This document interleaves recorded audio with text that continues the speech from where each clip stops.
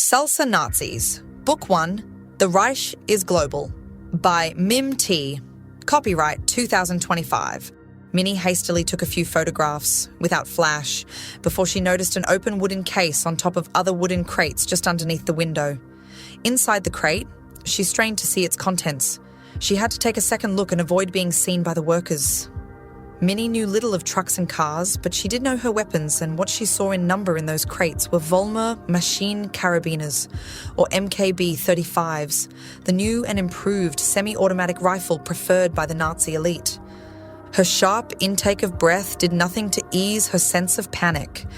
Her heart rose in her throat as she heard the sound of dogs barking nearby. This was the first time she had heard a dog bark here in this place. Flight or fight spun rapidly through her head, but before she could think a second more, her body acted. Fleeing back the way she had come, in blind fear and out of breath, she reached the courtyard outside the dormitories as the sound of the barking of dogs faded a little. Breathing heavily, she swiveled her head around to see the lights coming on in the dormitories. And she knew, at that moment, if she didn't escape now, her body would be found floating out towards the mouth of the river. Without hesitation, she grabbed a bicycle from its rack, leapt onto the saddle, and rode down the road towards the outer gate as fast as she could, imagining an entire devilish army of Nazis was right behind her. Minnie had never ridden a bicycle before, but the adrenaline of escape had suddenly endowed her with new powers. She hadn't reached the outer gate when she heard the unmistakable sounds of a motorbike behind her. The panic was pounding in her ears. Should she keep cycling or hide in the prickly bushes by the side of the path? She opted for the latter and threw the bicycle with newly discovered Athenian strength into the bushes and then threw herself after it. The serrated edges of the plants grazed her body in unimaginable places, but her heavy serge clothing kept out the worst. She lay down as horizontally as possible, given the rocky and bushy terrain, and waited for the motorcycle to pass. It stopped close by, and the rider dismounted and walked up and down the pathway, scanning the bushes. Minnie tried not to breathe, but she tilted her head sideways for air and to see the rider's face. He was not wearing a helmet, so his face and head were visible in the light of the motorcycle headlamp. Involuntarily, she inhaled sharply, seeing him to be the blonde stranger at the gala in Santiago de Chile just a few nights earlier. The one so many Germans and fascists were deferring to. What was he doing here? Was he some unknown Nazi leader who had come to rally the forces of the Third Reich in Chile?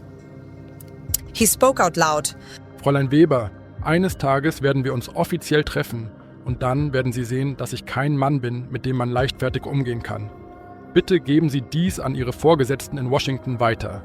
Im Moment kannst du gehen, aber wir werden uns bald wiedersehen. Das verspreche ich. Miss Weber, one day soon, we will meet formally, and then you will see I am not a man to be trifled with, as your superiors in Washington well know. For the moment, you can leave, but we will meet again soon, I promise. Her heavy breathing was barely audible above the winds and the flow of the wild river nearby, but she felt exposed, as if she were naked and shouting on a baseball field in broad daylight.